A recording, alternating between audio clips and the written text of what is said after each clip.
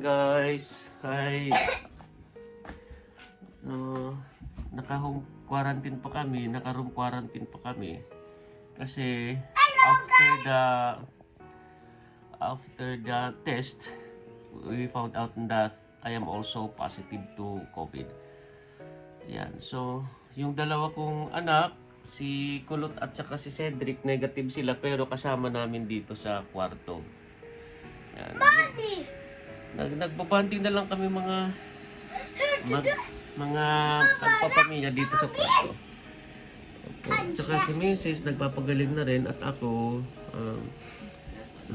medyo may ubo nga lang, may ubo siya, tapos masakit ang katawan. Yan. Tsaka hindi rin maiwasang mag-isip syempre. Pero pray lang tayo, ano? Pray lang tayo mga kaibigan. Ito yung journey namin sa paglaban namin dito sa COVID. Ito yung mga anak. Lagi basta importante meron kaming gamot na sa ubo, sa ubo at saka sa lagnat kung meron man, pero wala naman po kaming lagnat. At kumain ng mga masustansyang pagkain, tsaka kumain ng tama, tsaka tulog. Ayan, dito kami. Sana nga hindi na namin mahawa itong mga bata kasi hindi sila nagmamask.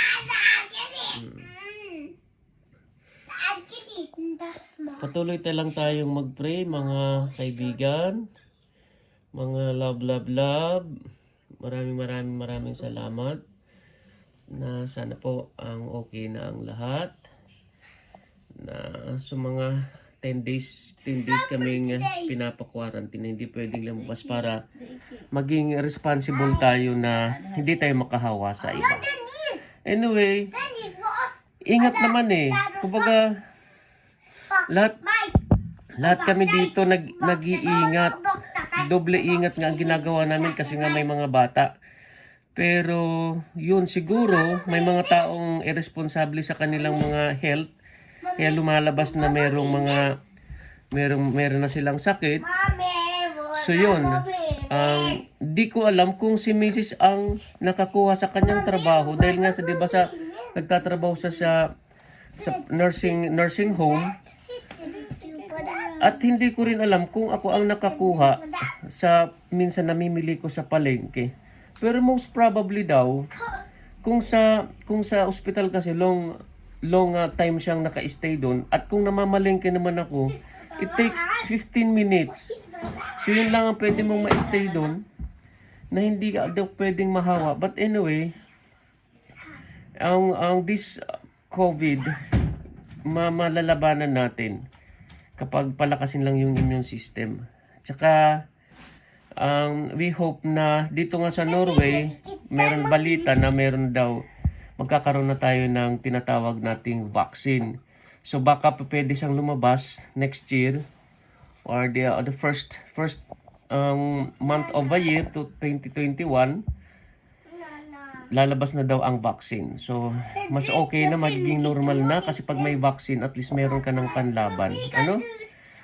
Yan. So, patuloy lang po tayo magpipray.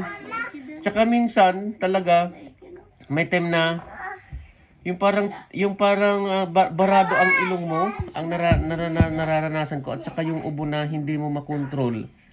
Yan, kaya binigyan rin kami ng ubo. Taka dito, ang monitor naman kami ng gobyerno. Kung ano yung mga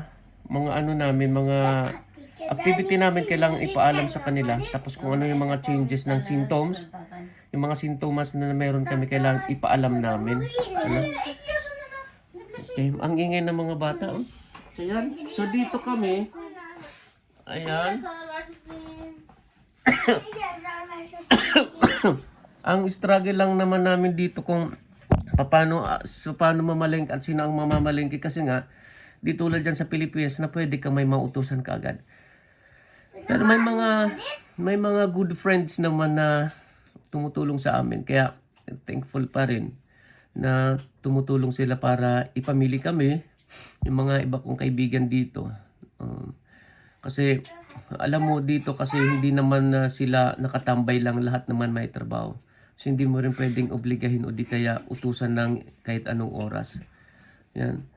Ang importante sa amin dito, yan, meron akong gamot na iniinom. Ito siya.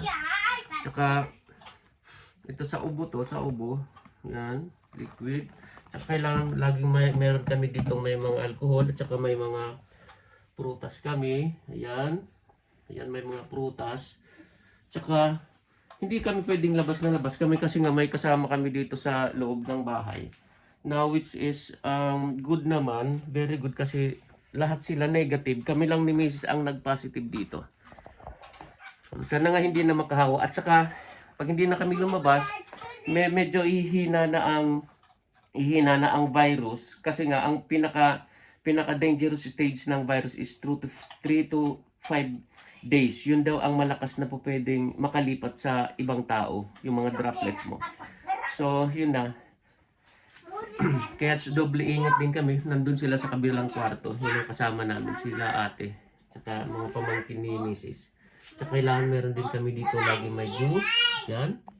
Yan, kailangan may juice kami lagi. Tsaka, yan, mga pagkain. Dito lang kami sa loob. Tapos linis. Maya-maya mag-exercise. Tapos pagsasaway sa mga bata. Yan, sasawayan namin ng mga bata. Kasi nandito nga sila. Yan. Sana tuloy-tuloy na yung paggaling namin kasi si Mrs. Ano na siya, pa 10 days ka na, di ba? Okay, pa 10 days na siya. At saka, yan, may ubo pa nga ako. Yan yung ubo na ano eh. Yung parang allergy yung ubo. At saka, yung nararanasan ko, yung lalamunan ko na medyo nagda-dry. Tapos yung ilong na kala mo lagi may kulangot. Yan. Yan. Tsaka dito naman, monitor kami kung ano nararamdaman na, diba, medyo masama pakiramdam mo, pwede kang dalhin sa ospital kung kailangan. Pero kung kailangan nandito lang, okay lang. Kasi mas okay pag nandito. Sa bahay lang. Mas komportable ka. Tsaka yan, pag morning, binubuksan namin ang aking, kasi malamig na dito eh. So binubuksan ko lang yan. Yan, yung pinto. Itong bintana na to, binubuksan ko lang yan. Tapos ipapasok na. Sobra na kasing lamig dito.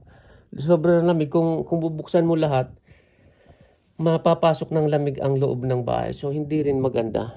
Ano? Yan, tsaka meron din kaming TV dito maliit. Kapag yung mga bata gustong mag-TV, manonood lang. Yan, para at least na ano kami, na nalilibang. Ayan. So dito lang, maliit lang yung kwarto namin. Dito lang kami. Tapos pag mag-share kami doon sa labas, we make sure na yung pagkagamit namin, in-spray namin ng alcohol at saka pinapahira namin ng alcohol lahat ng mga nahawakan namin para hindi na makahawa. Yan.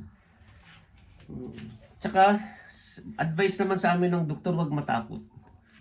Kasi 99% ng mga COVID cases ngayon, nakaka-survive na. 99%. So, ibig sabihin, 1% lang ang hindi nakaka-survive, lalo na kung ito yung may mga sakit. Tsaka, dito sa COVID, huwag ka lang matakot. Ayan. Tsaka, kailangan mo ng tubig talaga. Yun. And medyo nung una medyo nakakatakot pero pray lang talaga. So we need to pray. Hindi naman binibili ang pag-pray, hindi naman natin binabayaran ng bill. So tsaka kahit silent prayer lang, kapag nandyan si Lord, He will always guide us and protect us whatever happens in our lives. Diba? So maraming salamat po at next po papakita ko po sa inyo kung ano yung mga kaganapan na ginagawa namin dito sa bahay. Kung ano yung mga activities namin.